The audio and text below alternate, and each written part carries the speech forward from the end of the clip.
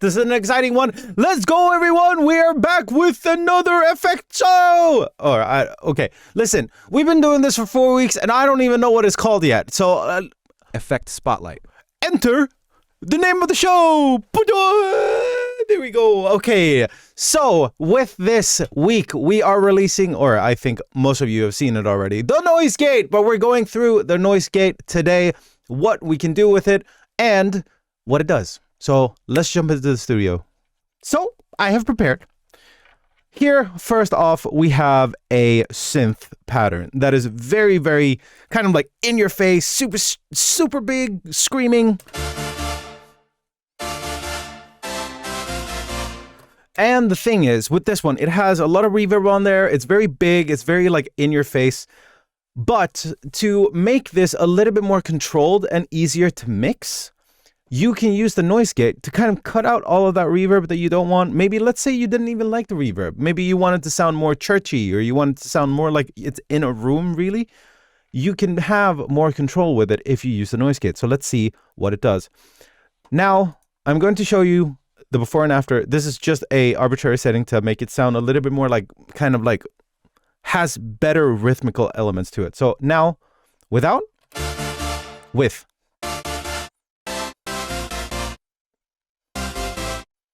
So now it's very, very staticky, but like that digital silence is really, really good for giving space to other things in the mix. So with the Noise Gate, we have 3 controls. We have attack, hold, and release. And then also we have threshold. Now, threshold is basically a like you're like thinking of the volume of like a track, right? If you set the threshold pretty high, it needs to be very, very loud to punch through that ceiling to make sure that it actually sounds. So like if I pull up the threshold to 0, it's completely silent. So only the things that are above that threshold will make noise.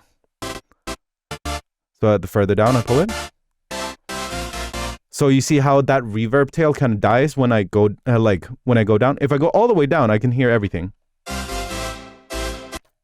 So you need to kind of tweak the threshold to your sound to make sure that it works. But attack, hold, and release, however, that's where the magic happens. So to demonstrate, I am going to go into this little audio clip that I have here. Oh, whoops. This little audio clip that I have right here. So what happens with the Noise Gate is that everything else out of threshold values. So let's say that that's here. Like let's say 18 decibels is that amount of loudness in the audio clip. So let's see that region. It cuts out everything past that. So it cuts here, let's say. Now with attack, hold, and release, this is where it gets interesting. Attack is the onset kind of like volume as it comes back in. So like if I'm listening to this, the attack, if I pull the attack all the way up and just make sure that it like does cut out quite a lot. Let's set it to 14. What happens with the attack here is that it kind of like pulls in. So let's say that we're actually doing this by hand. It is doing this, basically. It is fading in the thing. And then with hold, it is how long it's supposed to hold being open. So if you think of it as, I mean, it is a gate. So if you imagine it to be a gate that only lets through things that are strong enough to get through, the attack is how fast it's going to open. The hold is how long will it stay open until it starts reacting to go down. And then the release is how fast it closes. So release is basically this, attack is basically this, and hold is the time in between those 2 points.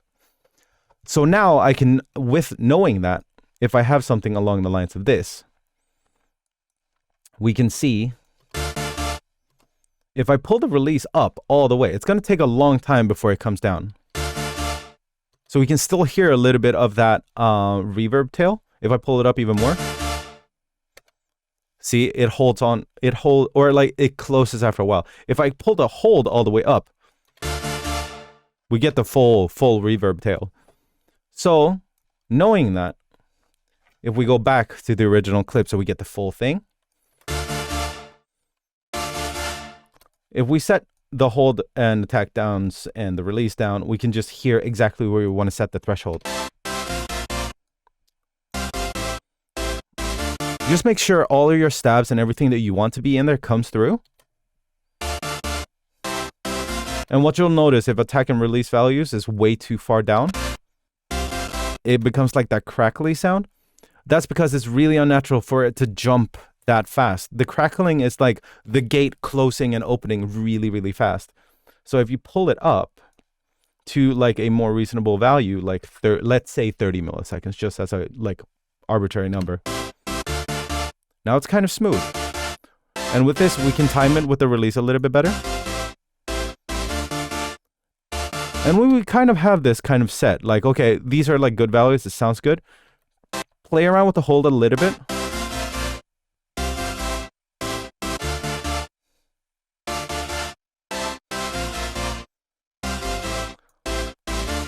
Yeah, somewhere around there. So now going from this to a little bit more control. Same mindset. Let's go over to drums. So for drums, we have this. So here we can set, this is with it being completely open, completely closed. So now we're getting rid of all of those hi-hats and kind of stuff. Noise gate off. Noise gate on. Same mindset there. Now, going on to the next one.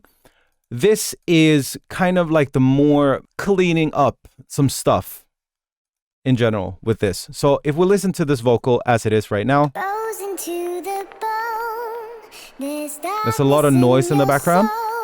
So if we add the noise gate and then only allow the vocals to come through,